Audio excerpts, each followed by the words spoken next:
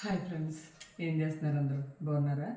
ఈరోజు అందరికీ కూడా అక్షయ తృతీయ శుభాకాంక్షలు అండి. అక్షయ తృతీయ అంటే చాలామంది బంగారం కొనాలి అనుకుంటారండి. బంగారం కాదండి, కళ్ళుప్పు ఉంటుంది కదండి, ఉప్పు తెచ్చుకొని కళ్ళుప్పు కానీ ఇంట్లో ఉంచుకుంటే చాలా మంచిదండి.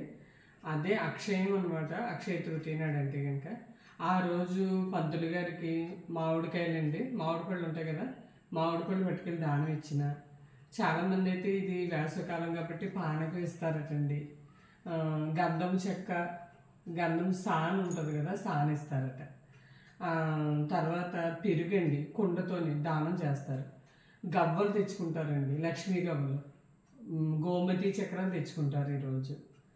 చాలా ఎవరికైనా సరే మనం ఏదైనా దానం చేస్తే అది అక్షయం అవుతుందట, దానం చేస్తే మంచిదటండి. తర్వాత రేపు ఏంటంటే 108 సార్లు ఒక మంత్రం అండి. హిరణ్య గర్భాయ భూగర్భాయ మధుసూదనాయ మాధవాయ నమః అని 108 సార్లు అంటే చాలా మంచిదటండి. ఇంకా దానం చేసి ఉన్నాయండి. పంతులు గారికి నెయ్యి దానం చేస్తే మంచిదటండి. ఇంట్లోకి చాలామంది తెలియని ఏంటంటే రేపటి రోజున పత్తి ఉంటుందండి, పత్తి దూది చేస్తాం కదా ఒత్తులకి, పత్తి తెచ్చుకుంటే మంచిదట. పంతులు గారికి దానం చేసే వాటిల్లోని జోళ్ళు, గొడుగు దానం చేయొచ్చండి. పెరుగు దానం చేస్తే చాలా మంచిదట. ఇంకొకటి కూడా తెచ్చుకోవచ్చండి ఇంట్లోకి, తెల్లావాలట. తెల్లావాలు కూడా లక్ష్మీదేవికి ప్రీతిప్రాతం అనమాట, అది తెచ్చుకోవచ్చండి. బంగారమే కొనుక్కోవాలని ఏమీ లేదు, ఇలా మంచి వస్తువులు ఏమైనా కొనుక్కోవచ్చు.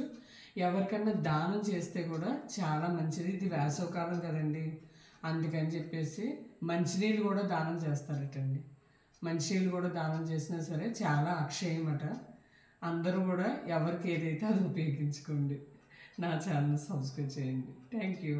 చూడండి, అందరూ కూడా నా ఛానల్ సబ్స్క్రైబ్ చేయండి, షేర్ చేయండి, లైక్ చేయండి. Thank you.